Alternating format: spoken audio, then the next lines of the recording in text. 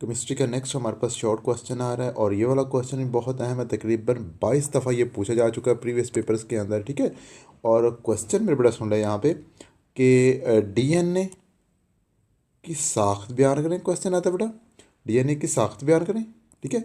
या फिर आता है डीएनए का फंक्शन बयान करें, ठीक है। या फिर मेरे पास सिंपल सा क्वेश्चन पूछते हैं आप लोगों से, डीएनए और आरएनए किसका मुखफ़फ़ है, ठीक है। या फिर क्वेश्चन आता है जेनेटिक कोड ऑफ लाइफ से क्या मुराद है। तो ये मेरा बड़ा मुख्तलिफ अंदाज के अंदर ये क्वेश्चन पूछा जाता है। और चीज़ मेरे बड़ा एक ही डीएनए के मतलब पूछा जाता है, ठीक है। एक तो मेरे बड़ा यहाँ पे डीएनए की स्ट्रक्चर है यानी कि साख्त, और सेकंड मेरे बड़ा डीएनए का फंक्शन। दो बातें मेरे बड़ा क्लियर कर ले, जहाँ पे भी क्वेश्चन है आप दोनों बातें लिख सकते हैं, ठीक है। डीएनए की साख्त और डीएनए का फंक्शन। तो मेरे बड़ा आ जाए हमारे पास पहले तो आ जाए एक क्वेश्चन पूछा गया है कि डीएनए और आरएनए किसका मुखफ़फ़ है। तो डीएनए और आरएनए मेरे बड़ा देखें, डीएनए जो है ना वो है डीऑक्सी न्यूक्लिक एसिड। ये क्या है जी, डीएनए न्यूक्लिक एसिड का मुखफ़फ़ है। और जब हम बात करते हैं आरएनए की, तो आरएनए मेरे बड़ा देख रहे न्यूक्लिक एसिड का मेरे बड़ा सिर्फ न्यूक्लिक एसिड का मुखफ़फ़ है, ठीक है। न्यूक्लिक एसिड, ठीक है। ये आरएनए का मुखफ़फ़ और डीऑक्सी हमारे पास है डीएनए का मुखफ़फ़ है बेटा, ठीक है। अब आ जाए मेरे बड़ा इसकी साख्त के ऊपर आ जाए। मैं आप लोगों को साख्त बना इसकी दिखाता हूँ कि ये जो आप लोगों को नज़र आ रहा है ना, ये स्टैंड ये वाला, ये हमारे पास बेटा डबल स्टैंडर्ड डीएनए का मॉलिक्यूल है, ठीक है। इसके अंदर मेरे बड़ा होता क्या है, जो मेन चीज़ मेरे बड़ा देखें, हमारे पास दो स्टैंड होते हैं मेरे बड़ा बने हुए स्टैंड। ये देखें मैं बना के दिखाता हूँ आप लोगों को। हमारे पास एक स्टैंड ये है, एक स्टैंड ये है। ये दोनों स्टैंड मेरे बड़ा बने हुए हैं राइबोज और शुगर के। ये वाला स्टैंड भी राइबोज और शुगर का बना हुआ है, और ये वाला भी राइबोज और शुगर का बना हुआ है। और दोनों स्टैंड आपस में जुड़ते हैं मेरे बड़ा किसे, नाइट्रोजनस बेसिस से। ये नाइट्रोजनस बेसिस से आपस में जुड़ते हैं मेरे बेटा, ठीक है। तो नाइट्रोजनस बेसिस जो है ना, इन दोनों स्टैंड को आपस में जोड़ती हैं और उसके बाद इनको बल आ जाता है, ठीक है ना। हेलिक्स की स्ट्रक्चर बन जाती है इनकी। और यही चीज़ मेरे बड़ा यहाँ पे उन्होंने आप लोगों को पैराग्राफ की शक्ल में बताया गया है कि डीएनए डीऑक्सीराइबोज शुगर पर मुश्तमिल होता है, ठीक है। ये डीऑक्सीराइबोज शुगर, राइबोज शुगर होती है, कौन सी, डीऑक्सीराइबोज शुगर पर मुश्तमिल होता है, ठीक है।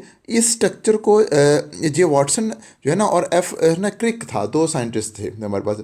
वाटसन और क्रिक दो साइंटिस्ट थे, उन्होंने 1953 के अंदर इसको ना दरियाफ्त किया था। डीएनए का डबल हेलिक्स स्ट्रक्चर वाटसन और क्रिक ने दरियाफ्त किया था। ये वाली बात मेरे बड़ा एमसीक्यूज़ के अंदर 11-12 दफ़ा ये बात पूछी जा चुकी है मेरे बड़ा। ये बात आपने याद रखनी है, ये बात भी कि वाटसन और क्रिक ने डीएनए का जो है ना डबल हेलिक्स स्ट्रक्चर जो है ना दरियाफ्त किया था, ठीक हो गया। ये एक लंबा डबल स्टैंडर्ड मॉलिक्यूल होता है। मैं पहले बता चुका हूँ, एक स्टैंड ये, एक स्टैंड ये, टू स्टैंडर्ड मॉलिक्यूल होता है जो दो चेन पर मुश्तमिल होता है। आप लोगों को एक चेन ये नज़र आ रही है, एक चेन नज़र ये आ रही है, ठीक है। पर मुश्तमिल होता है। ये जो चेन है मेरे पास शुगर और फास्फेट ग्रुप्स चेन की शक्ल में बैकबोन बनाते हैं। वही बात बता रहे हैं कि शुगर और फास्फेट ग्रुप्स चेन की बैकबोन बनाते हैं। जो एक ये चेन है और एक ये चेन है, ये किसने बनी हुई है, इसके अंदर एक तो शुगर है और एक फास्फेट है, दोनों मिलकर ये मेरे बड़ा चेन बनाई हुई है उन्होंने, ठीक है।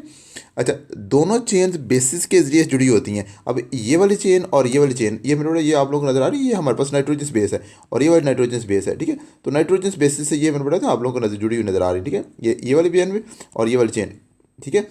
ये वाली चेन और ये वाली चेन नाइट्रोजन बेस, एक ये नाइट्रोजन बेस है, एक ये नाइट्रोजन बेस, ठीक है। तो नाइट्रोजन बेसिस से मेरे बड़ा ये कि आपस में जुड़ी हुई हैं। क्लियर हो गया मेरे बड़ा, ठीक है।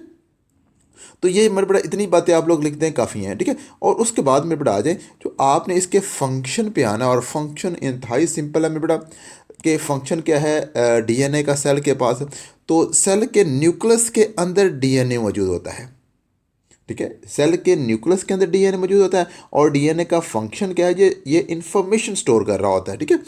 इंफॉर्मेशन स्टोर करने की जगह है। अब सिंपल करते कि कह सकते हैं कि ये इंफॉर्मेशन स्टोर करता है, ठीक है। जो जानदार ने एक ज़िंदगी गुजारनी है, पूरी ज़िंदगी के अंदर उस जानदार ने क्या क्या काम करने हैं, कैसे रहना है, क्या करना है, तो सारी इन्फॉर्मेशन में बड़ा डीएनए के पास होती है, ठीक है। इसमें सेल की तमाम जेनेटिक इन्फॉर्मेशन रहा होती है डीएनए के अंदर, ठीक है। ये इन्फॉर्मेशन बतौर हदायत नस्ल दर नस्ल मुंतकल भी होती है, अगली नस्ल को अंदर ये इन्फॉर्मेशन मुंतकल भी होती है, ठीक है। और ठीक है, मुंतकल होके और अगली नस्ल के अंदर ये मेरा प्रोटीन बनाती है, अमाइनो एसिड बनते हैं, सारे मेरे बड़ा वो बात बताई गई है, ठीक है। यहाँ तक हो गया। और ये जो है ना ये हदायत जो अगली नस्ल को मुंतकिल जेनेटिक कोड ऑफ लाइफ कहलाती है, जेनेटिक कोड ऑफ लाइफ। तो इतनी बातें मेरे बेटा आपने बतानी है इसकी इन्फॉर्मेशन के मतलब, ठीक है। Genetic code of life question वाला भी हो जाएगा आप लोगों के पास, ठीक है। और वैसे जो है ना मेरे बेटा आरएनए का फंक्शन भी हो गया और आरएनए की साख्त भी हो गई, और मैंने बताया कि डीएनए जो है ना वो किसका मुखफ़फ़ है, डीऑक्सीराइबोज न्यूक्लिक एसिड का, और आरएन राइबो न्यूक्लिक एसिड का। ये भी मेरा बड़ा क्वेश्चन हो गया, ठीक है। तो मुझे उम्मीद बात समझ आ रही है। तो अगर मेरे बातें समझ आ रही है दोस्तों के साथ लाजमी शेयर करें। मिलते हैं नेक्स्ट वीडियो के साथ। ओके, अल्लाह हाफिज़।